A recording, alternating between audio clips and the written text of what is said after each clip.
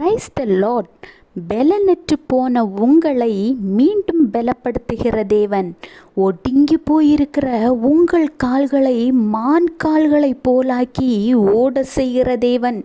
கர்த்தர் சொல்கிறார், சங்கீதம் 89:17, நீரே அவர்கள் பலத்தின் மகிமையாயிருக்கிறீர், உம்முடைய தயவினால் எங்கள் கொம்பு உயரும்.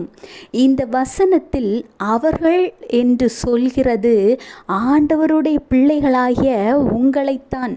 உங்கள் பலத்தின் மகிமையே ஆண்டவராகிய இயேசு கிறிஸ்துதான். அவர் உங்கள் மீது வைத்திருக்கிற தயவினால், கிருபையினால், இரக்கத்தினாலும் உங்கள் கொம்புகள் உயரும். உங்கள் தலையை உயர்த்துவார். நீங்கள் சோர்ந்து போய் ஒடுங்கி போயிருந்த நாட்களுக்கு பதிலாக தலை நிமிர்ந்து கம்பீரமாக நடக்கக்கூடிய நாட்கள் வரப்போகிறது. எங்கேன்னு தெரியுமா? உங்களை குறை சொல்லி, உங்களை குற்றம் சொல்லி, உங்கள் மீது இல்லாத பொல்லாத பழிகளை போட்டு உங்களை கண்ணீர் வடிக்க வைத்து எல்லாராலும் அவமானப்பட்ட நிலையில் இருந்தீர்கள் அல்லவா?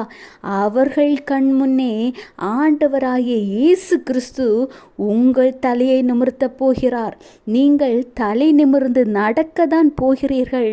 உங்கள் மேல் விழுந்த பழிகள் மாறப்போகிறது.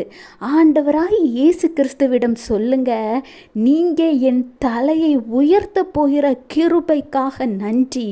எங்கள் கொம்பு உம்முடைய தயவினால் உயரும் என்று விசுவாச அறிக்கை இடுங்க.